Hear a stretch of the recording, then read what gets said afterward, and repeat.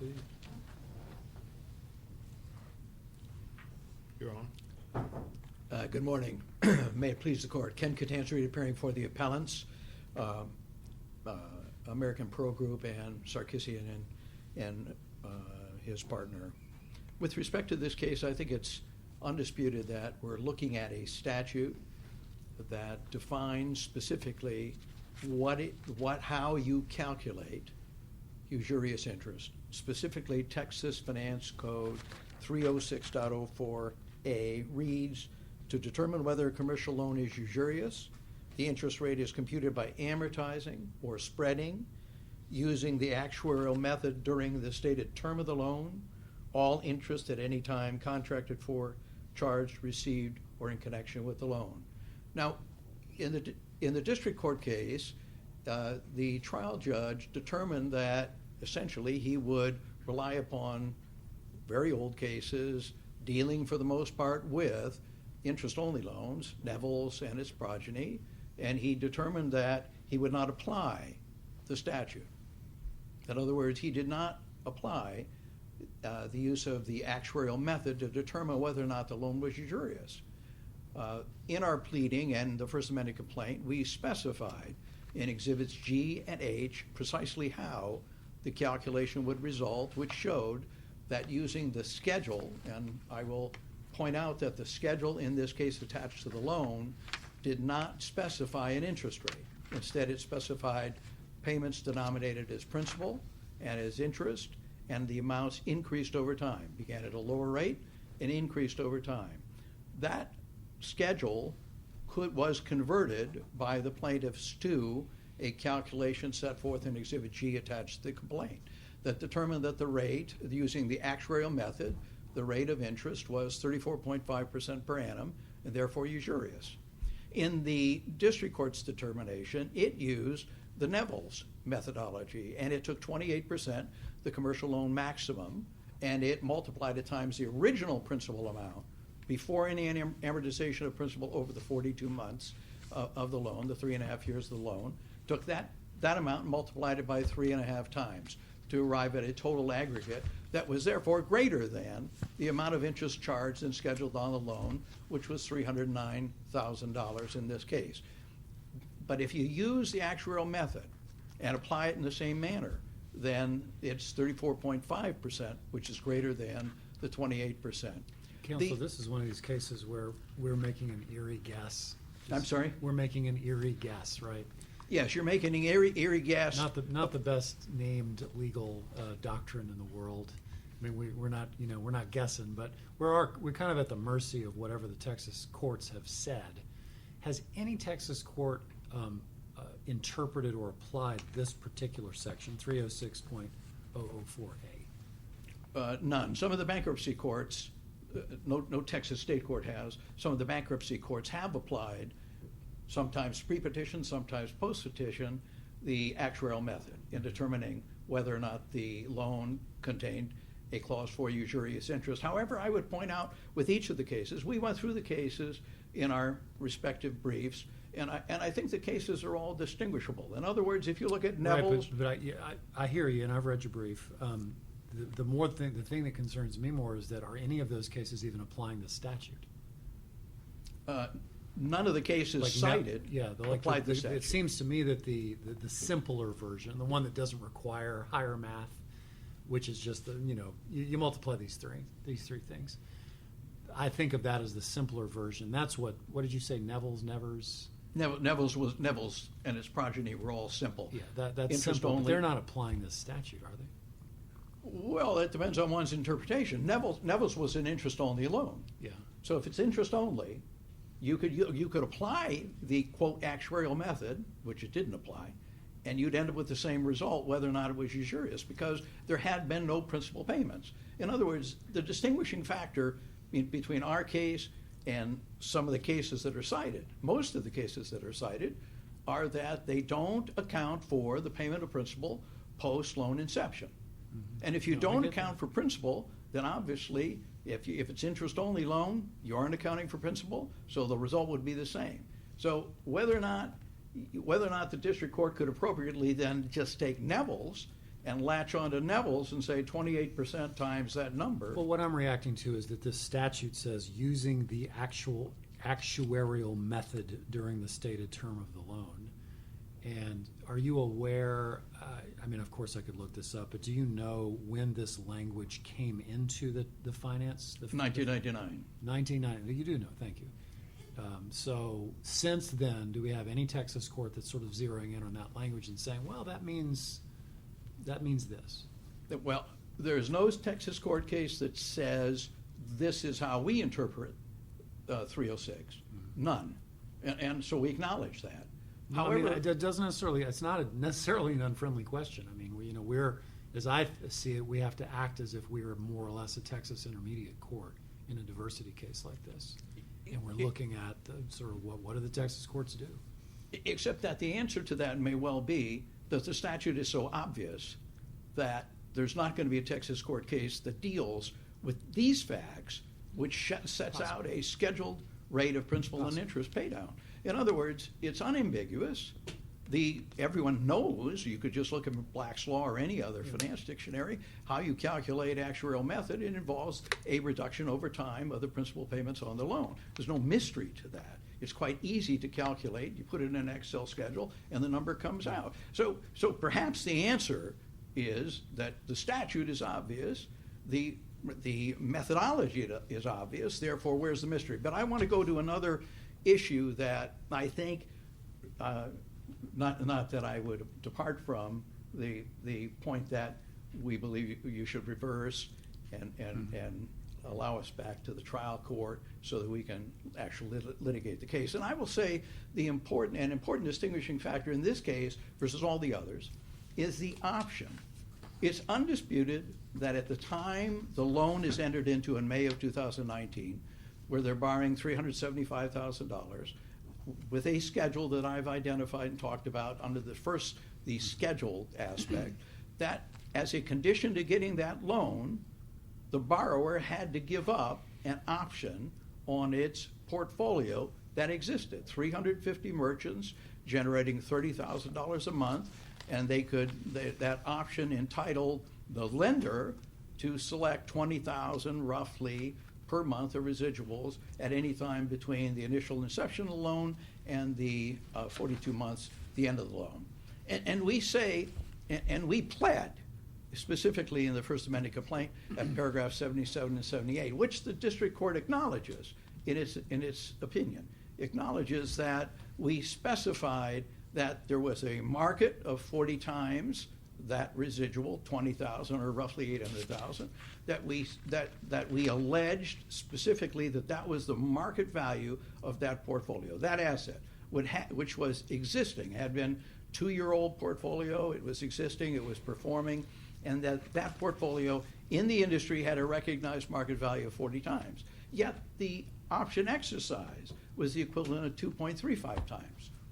So it is a classic way in the money option to acquire that portfolio. In other words, the portfolio does fluctuate over time, though, right? Yes, the portfolio could fluctuate over time, but that's not the evidentiary question. In other words, that argument would be made at the time of trial, or pursuant to summary judgment, that it was too uncertain. We had the opportunity to put on a trial that would show this is a dynamic industry, a multi-billion-dollar industry. These portfolios are valued all the time. So there would be no mystery for the borrower to put on evidence at trial that expert testimony, in addition to their testimony. Would you agree that if the value turned out as a factual matter to be uncertain, that it would not constitute interest? Well, it's not uncertainty. First of all, there's 350 members of that portfolio, not just one. Therefore, an argument of uncertainty would not apply because the experts would be able to quantify what percentage of that portfolio would attrit over time and what the value of that portfolio was based upon the historical operation of that portfolio pre-entering into the loan and post-entering into the loan.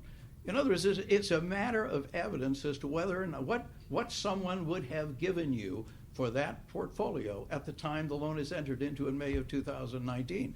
That is a subject of evidence. The trial court set an impossible standard for the plaintiff. The trial court says, well, it's not certain. You can't establish the value for me. But you can establish a value through expert testimony as to what that portfolio would have traded for, but for the fact that it had to option that portfolio to get the loan at a deep in the money option.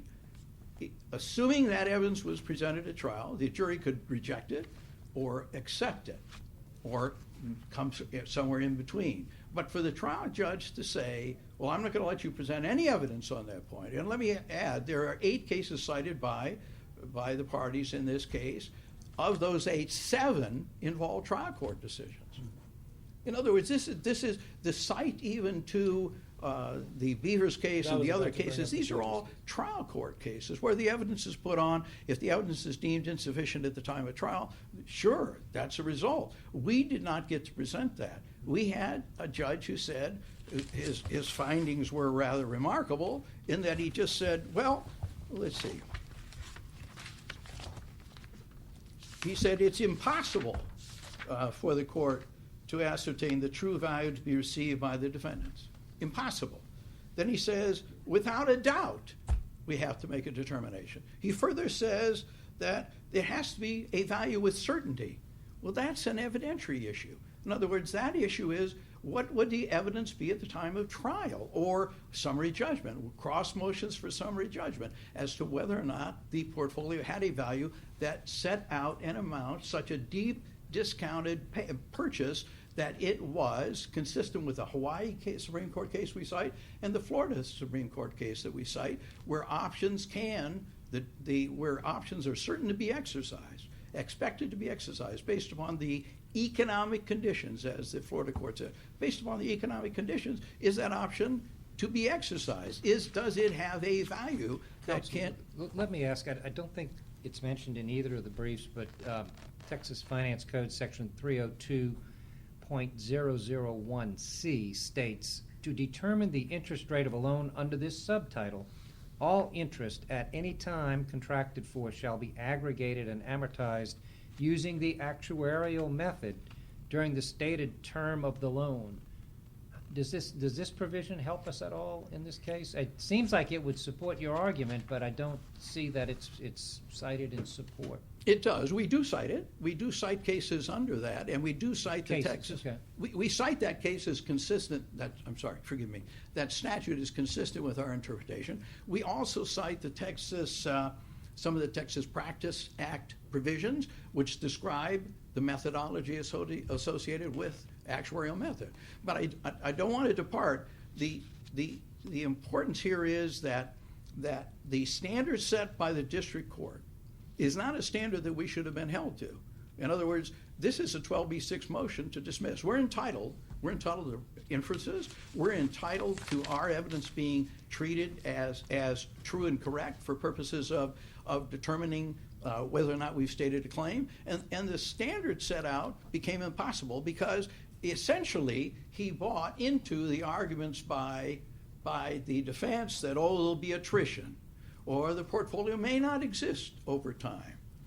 And we showed in reply that and in our First Amendment complaint, that portfolio not only existed, it grew.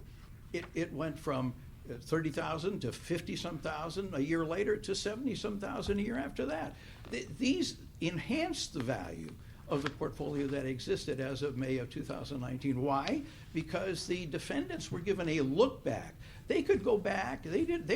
Remember, we asserted in the complaint that extant portfolio as of May of 2019, at paragraph 77, that extant portfolio had a value of 40 times the $20,000 a month roughly. That was the value under the market. If you add to that the fact that they get a look back to take 3.5 years and a look back to how the portfolio is performing, and then select out of the 20,000 a month sets of merchants out of 70-some thousand, now they've got an even greater probability. We have experts who will testify at trial as to the value of that portfolio and that look-back option period over time. And I suggest to you that it was a question of fact, and we were entitled to have that matter heard, or at least a summary judgment with respect to determining with respect to whether or not it was usurious, particularly on the option exercise. Thank you. All right, thank you, sir. You've reserved your rebuttal. All right, we'll hear from Mr. Kessler. Counsel says there should be a trial.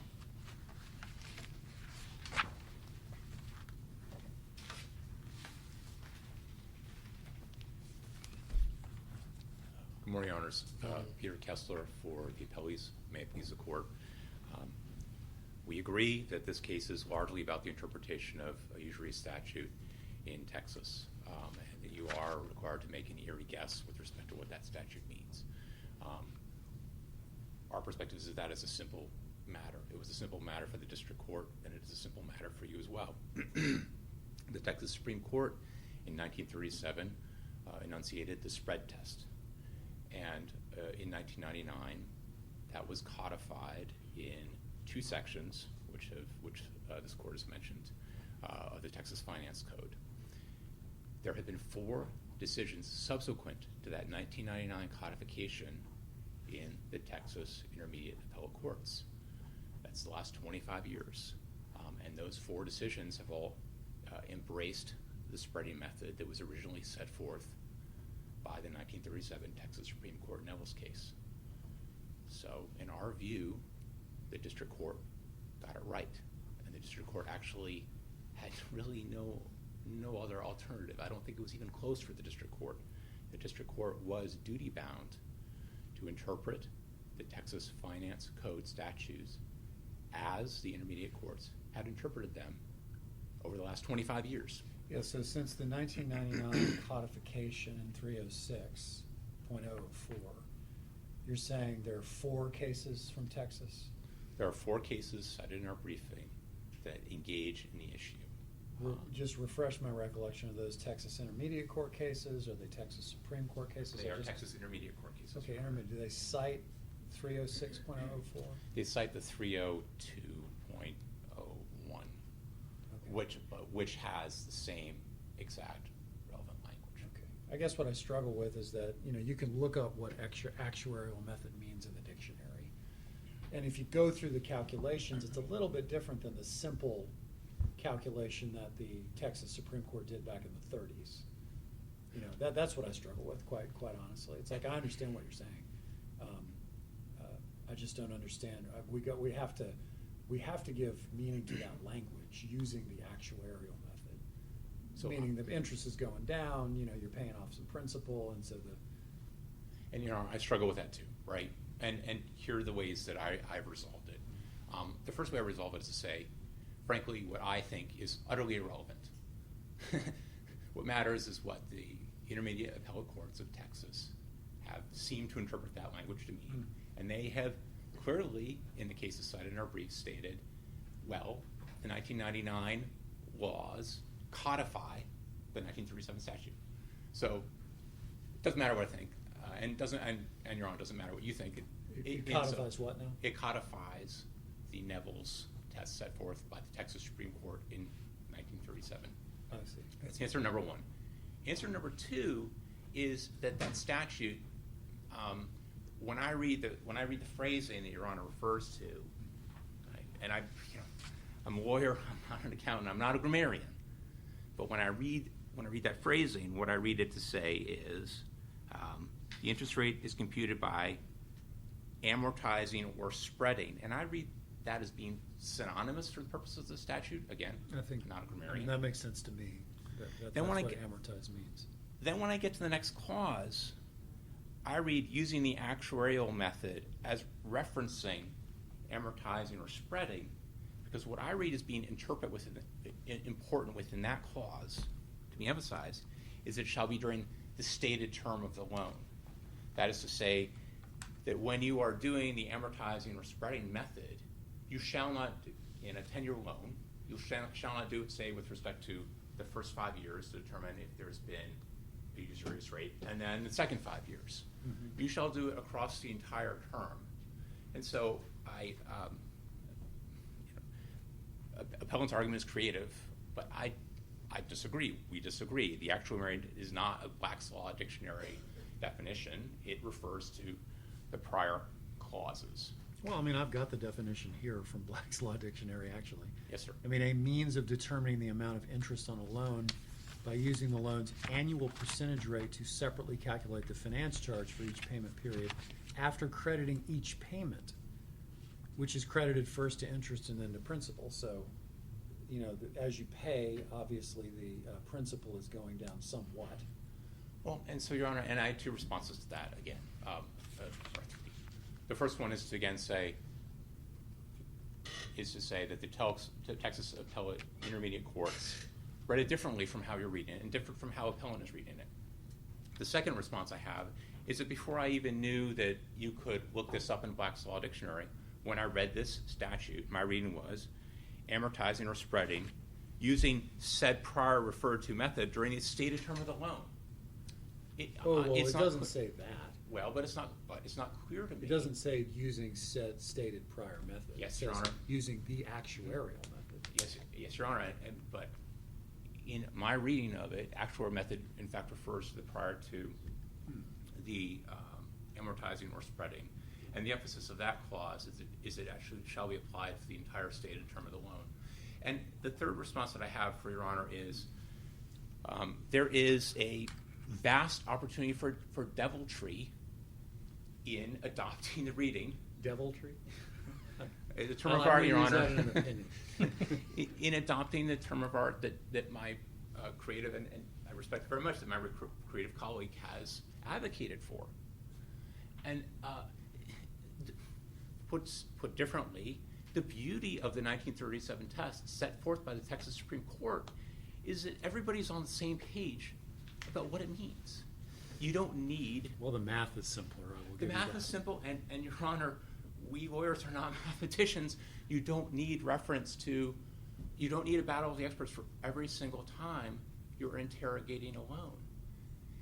And it's what we are inviting in this circumstance. Your Honor, here's the point that I want to get to, is that under the Texas methodology set forth in 1937, codified in 99, as stated in the Cannon case in 2009, codified in 1999, a loan for $500,000 that is structured as interest-only payments and a balloon payment shall be treated the same way as a loan for $500,000 where, say,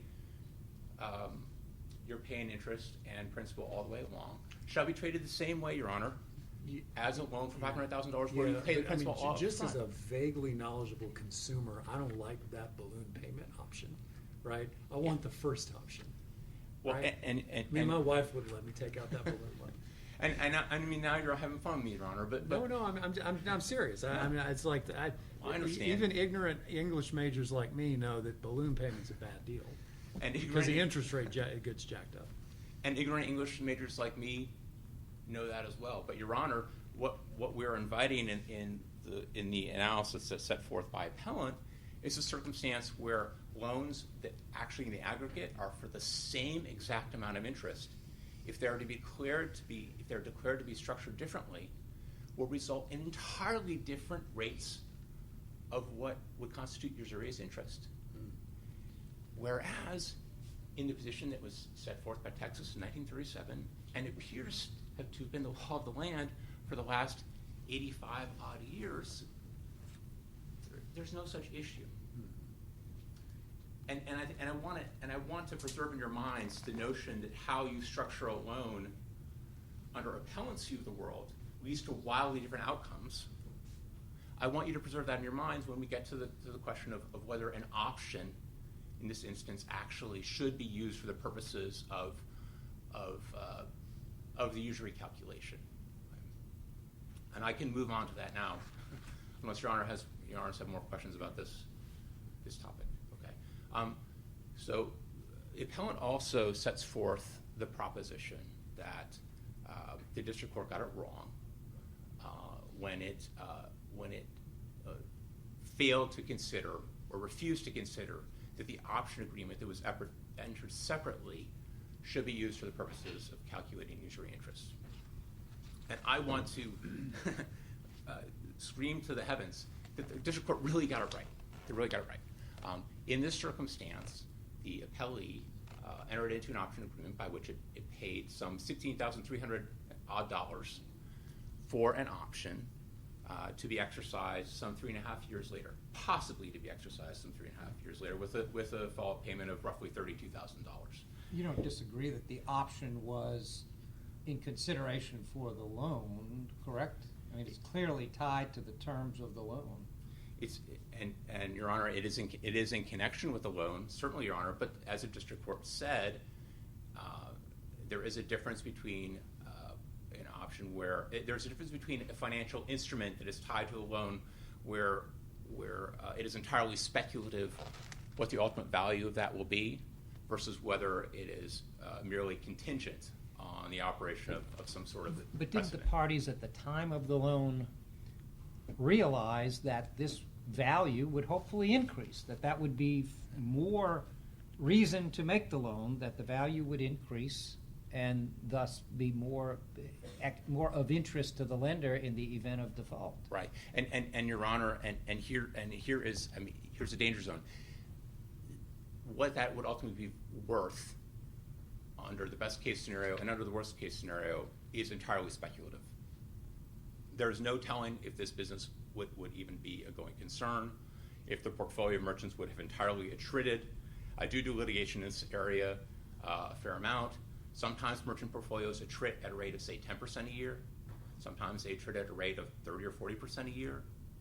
It depends a lot on what is in the portfolio. Is it livery? Is it like cab drivers? What happens when Uber comes in? Is it restaurants? What happens when COVID happens? Is it Walmart? That would be a plum merchant for a portfolio, and these values vary widely. Customer service matters greatly for whether merchants attrit from a portfolio or not. If you have good customer service, well, you're probably going to retain your merchants. If you have awful customer service, it's going to disappear. It's going to vanish.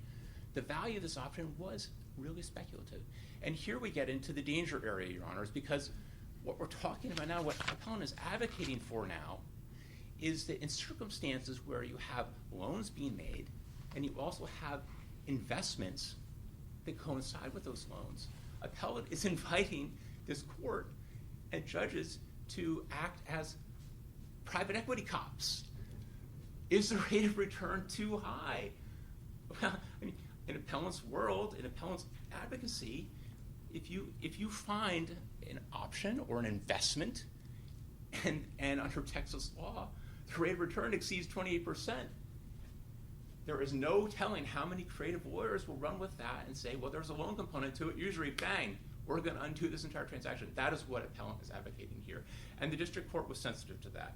You'll see the district court, I don't think the district court touches on it in its opinion with respect to the motion for reconsideration, but it does touch on it in its original opinion dismissing the complaint. And the quote is from the district court: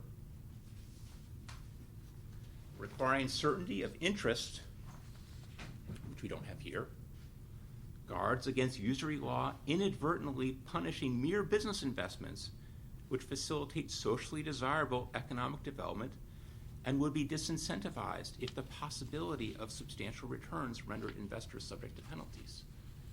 And so, Your Honors, you are being invited to go down a path which is at odds with the way business investment works in our country. I'll take questions on that. Is there, note your argument is the law spins from 1937 and continually, but is there room for a certified question to the Texas Supreme Court, or would your response be just read the intermediate cases?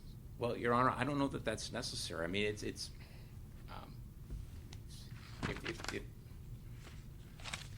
Your Honor, I just don't know if that's I'm necessary. not urging it is. I'm just Yeah. asking it as a question. That's all. So In Erie cases, we frequently get this sometimes when there are cases or whatever. I'm not suggesting at all. It's just a question because we have you both here. Yes, Your Honor. Well, our perspective is that the Texas Supreme Court actually spoke in 1937. It set forth a metric that is easily applied and has been applied for some 85 odd years, that was codified in 1999. And according to subsequent intermediate appellate court decisions in Texas, that codification, that was indeed a codification, the 1999 of Neville's, and there's been no contrary authority since. There you are. So I don't know that it's even an eerie guess. I mean, I think you're just enforcing the law that was set forth by the Texas Supreme Court in 1937 as codified in 1999, such codification recognized in 4 subsequent intermediate appellate court cases.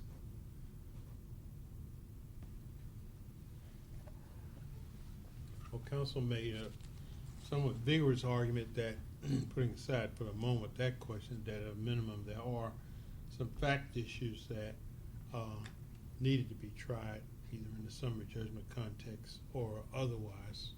What's your response to that? Well, Your Honor, if as a legal matter by definition, the district court found that as a legal matter by definition, there's just no cognizable claim stated that the law, under no version of the world as presented in the pleadings, could there actually be usury under the circumstances. And the district court also found that under no version of the world could an option agreement where $16,000 had been plunked down at the outset, the option was to be exercised in 3.5 years. There's no telling, there actually really is no certainty what the option would be worth. And there's a vision of the world where the option would be worth nothing at all. That itself also, just under the circumstances, could never give rise to a cognizable claim. Okay. I've got 3 minutes, but I don't want to just spend it yammering unless there are any more questions. Nope, don't work that way. No, it's fine. It's your time. If you feel like you've ably, presented, there's no penalty to leaving time on the clock. Okay, well, I've said my piece, so thank you very much, Your Honor. All right, we appreciate it. Yep. No harm in asking, counsel, but you got exactly what you reserved. That's all. I know, I noticed that. Okay, look, what would be the purpose if Neville's was the law of the land in Texas, that you don't count principal payments after the loan is made to determine whether or not something is usurious, then there'd be no purpose for the statute in the first place in 1999. And my colleague actually gave us an example that we could work with, right? I mean, he actually said from the podium that somehow the statute codified Neville's, meaning that for determining whether or not interest was usurious using the actuarial method, that there would be no difference between a loan, for example, that began with a balance of $500,000 and 3.5 years later still had a balance of $500,000 due because it was an interest-only loan, compared to another loan where there was principal and interest payments over the 3.5 years. Example, you borrow $500,000 and the requirement is 6 months later you repay $400,000. And then you amortize the balance of $100,000. Those two transactions are materially different. The latter transaction certainly results in usurious interest when you apply the fact that you paid down such a massive amount of principal 6 months later. That's precisely what happened here. Now, yes, is it an eerie yes? Well, first of all, the cases do not support his position. Neville's was interest only. Perry is interest only. Armstrong is interest only. CK Investments, interest only. Tanner was a 1973 loan interpreting a statute that talked about amortization over equal parts, not actuarial method. Essentially, all of the cases cited, there's not a case that actually deals precisely with the facts before us. Therefore, it's not an eerie guess to say that how this should be applied is consistent with the unambiguous statute. You can look up what it is. It's precise. It can be calculated. In fact, when I was reading these cases, I hearkened back to my years when I was a finance major, and I had to assemble a lot of money to buy a 4-function calculator. And that was in 1937. They didn't have 4-function calculators. They had a piece of paper and a pencil. That's it. And that's why the calculations were much simpler then, because you didn't want to complicate things by requiring something more. But I wanted to deal with this codification argument. I think you must reject that argument. It makes no sense. And the statute can be interpreted by statutory construction. Is the phrase actuarial method rendered superfluous? Is it read out of the statute because of the codification argument? Of course. It would have no purpose to even be in the argument, and you can't do that as a matter of statutory interpretation. You must interpret the statute consistent with the meaning intended by the legislature. Then he talks about this vast confusion that could result. Make no mistake, the credit card industry, the payments industry is a billion-dollar industry. MasterCard, Discover, all these portfolios are traded at this level, at these levels, the littlest levels throughout the years. There's nothing ambiguous about this. That portfolio could be and is susceptible to valuation as of the date of the loan. And yes, it was a condition of the loan that if you want this loan, you got to give us an option on this chunk of your portfolio. Okay, so it's a required condition. And the fact, the telling fact of this is that there was no effort to value it.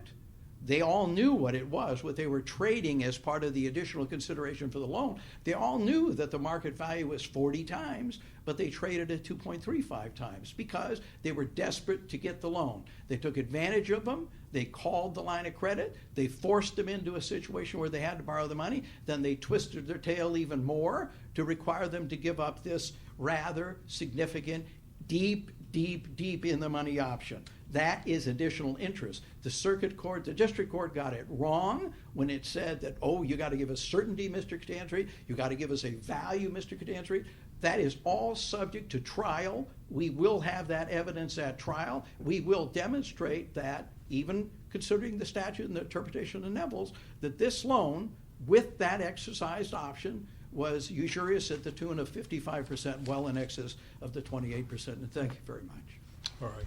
Thank you, counsel, on both sides for your argument and briefing. Before we take the last two cases, the panel will stand and recess for about 10 minutes.